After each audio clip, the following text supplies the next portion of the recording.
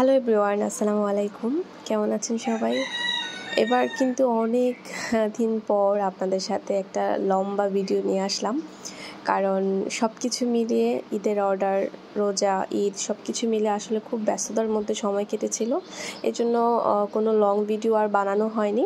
তো এখন মোটামুটি একটু ফ্রি আছি, তাই একটু ভাবলাম যে পুরো মাস ধরে যে কাজ করেছি বা যে ব্যস্ততার মধ্যে কেটেছি একটু একটু করে সব কিছু আপনাদের সাথে একটু শেয়ার করি।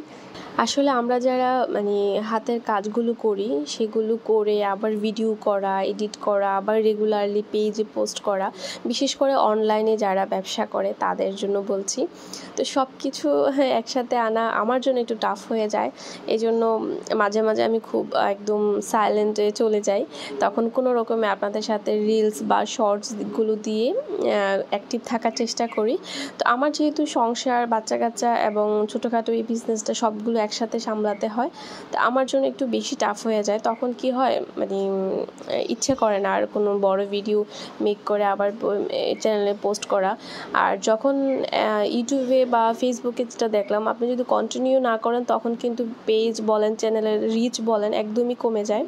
তো আমার অবস্থাও সেম হয়েছে, পেজ বলেন, চ্যানেল বলেন, সব কিছু রিচ একদম ডাউন হয়ে গিয়েছে। তো সেটাকে আবার কন্টিনিউ করা, আবার সে আগের অবস্থানে নেওয়া একটু টাফ হয়ে যাচ্ছে। তো মাঝে মাঝে ইচ্ছে করে করি, আবার মাঝে মধ্যে আপনাদের জন্য আবার ফিরে আসি। তো এই আর কি, এই চলছে আমার। তো এখন ঈদের ছুটিতে একটু গ্রামের বাড়িতে বেড়াতে এসেছি।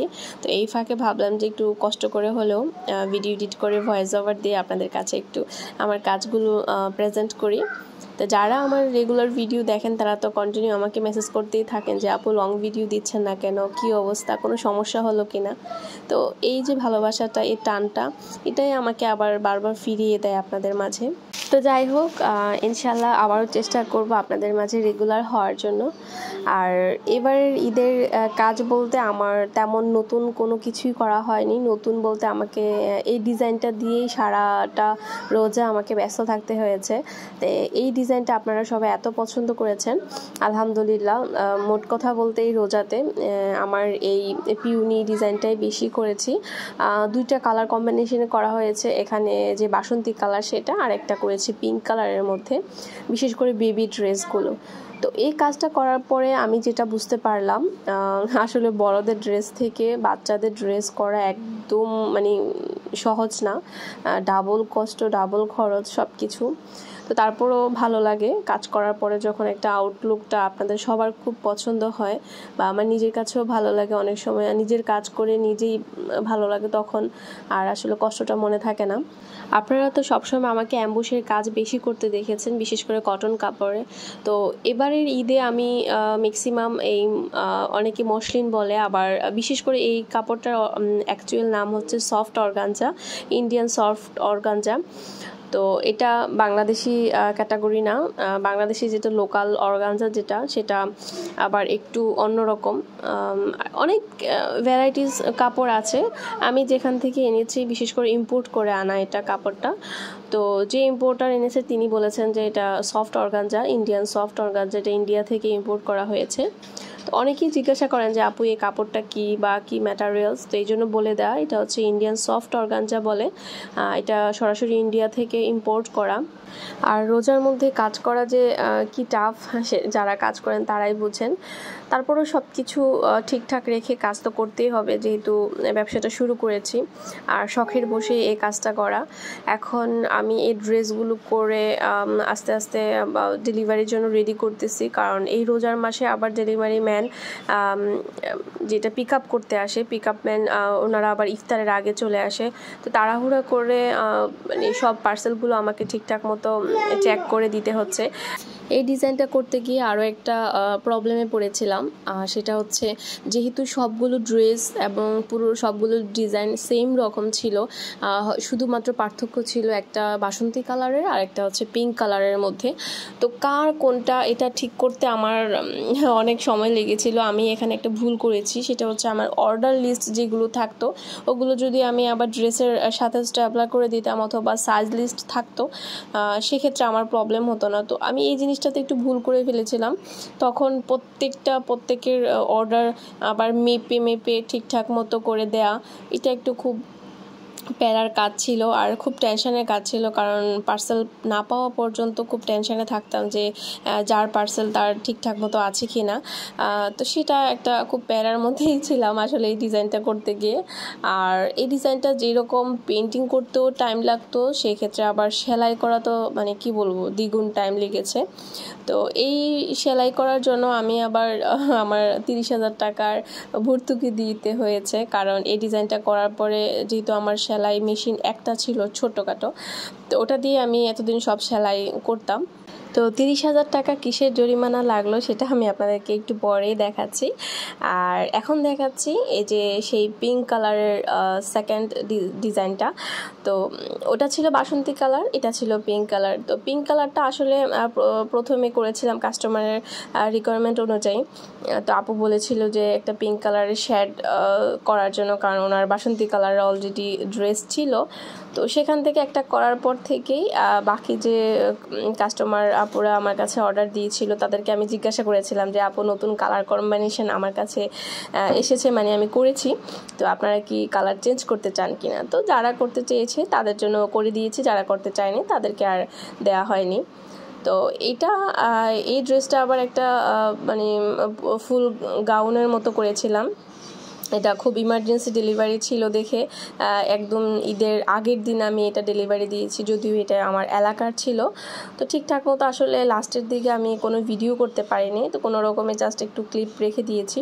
এখানে দুটো ফুল এক্সট্রা দিয়েছি, এটা আমার রেডিমেড কেনা ছিল, যেহেতু বাচ্চার ফুলের খুব শখ ছিল, তো আমার এখন বানানোর টাইম ছিল না দেখে আমি এটা এক্সট্রা কিনে এনেছি, ওনাকে দিয়ে দিয়েছি। ওনার পছন্দ হলে উনি ঘাম দিয়ে লাগাবে অথবা সুতা দিয়েও লাগাতে পারবে, কোনো সমস্যা নেই। আর এই যে আমার 30,000 টাকার যে জরিমানার জায়গা, এটা হচ্ছে সেই জায়গা। যারা আমার পেজে অ্যাক্টিভ আছেন তারা অলরেডি বুঝেই গেছেন যে কেন কিসের জরিমানা। যদিও এক প্রকার এটা জরিমানা না, কারণ একটা পর্যায়ে হয়তো এটা আমার কেনাই লাগতো, হয়তো একটু আগে কিনে ফেলেছি প্রয়োজনের খাতিলে। তো এটা হচ্ছে জ্যাক বাংলাদেশের হেড অফিস, এটা মিরপুরে। তো আমার একটা মেশিনের খুব প্রয়োজন পড়ে গিয়েছিল, ওই যে বললাম যে ড্রেসগুলো আমি বানাচ্ছিলাম বেবি ড্রেসগুলো, আমার কাছে যে মেশিনটা ছিল সেটা একটু ডিস্টার্ব দিচ্ছিল আর খুব দ্রুত সেলাইয়ের দরকার ছিল। আর এই ড্রেসগুলো আবার একটু স্মুথ সেলাই না হলে আবার ফিনিশিং ভালো হয় না, এই জন্য আমার খুব তাড়াহুড়া করে একটা মেশিনের খুব দরকার ছিল, যেটা ইন্ডাস্ট্রিয়াল মেশিন বলা হয় এটা। আর সেই সাথে কিন্তু আরও একটা কথা বলে দেই, এই যে মেশিনটা আমি কিনেছি, এই মেশিনটা ছিল আমার জন্মদিনের গিফট। আয়াজের বাবা এটা আমাকে জন্মদিনের গিফট হিসাবে দিয়েছে, কারণ আমি হয়তো অন্যান্য মেয়েরা তার কসমেটিক্স বা বিউটি প্রোডাক্টস নিয়ে খুব শখ থাকে, কিন্তু আমার শখ হচ্ছে আর্ট ম্যাটেরিয়ালস, মানে আমার যে কাজের যে প্রয়োজনীয় জিনিসগুলো এগুলোর প্রতি আমার একটা আলাদা ঝোঁক আছে। তো ওনাকে আমি বললাম যে আমাকে তো কখনো গিফট দাও না, এবার না হয় আমাকে এইটা দাও। তো উনি বললো যে আচ্ছা ঠিক আছে যাও, এই সেলাই মেশিনটা আমি তোমাকে গিফট করলাম। তো সেই হিসাবে আমার উপহার হিসেবে আমি সেলাই মেশিনটা পেলাম, এবং অনেক অনেক উপকার হয়েছে আমার এটা আসলে এবারের ঈদের জন্য। না হয় আমি যে কাজগুলো করেছিলাম এগুলো আমি স্মুথলি করতে পারতাম না। আর এই মেশিনটার ডিটেলস সম্পর্কে আপনারা অনেকেই জানতে চেয়েছিলেন, তো আমি পরবর্তীতে ইনশাআল্লাহ মানে ফ্রি হয়ে সব ডিটেলস আপনাদেরকে বলবো। আর এখানে মেশিনটা এনে আমি আমার বাবার জন্য একটা পাঞ্জাবি বানিয়ে ফেলেছিলাম, যদিও হ্যান্ড পেন্টিংয়ের কাজ করে দিতে পারিনি, তাড়াহুড়া করে কোনো রকমে মানে এমব্রয়ডারির আমি আলাদা গলা কিনে নিয়েছিলাম, তো সেটা আমি ঠিকঠাক মতো করে ওইটা লাগিয়ে দিচ্ছিলাম।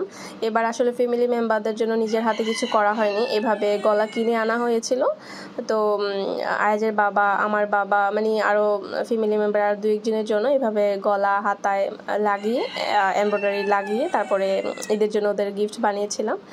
তো এই মেশিনটা আসলে সব কারখানায় ইউজ করা হয় বা গার্মেন্টসে ইউজ করা হয়, এগুলোকে ইন্ডাস্ট্রিয়াল মেশিন বলা হয়।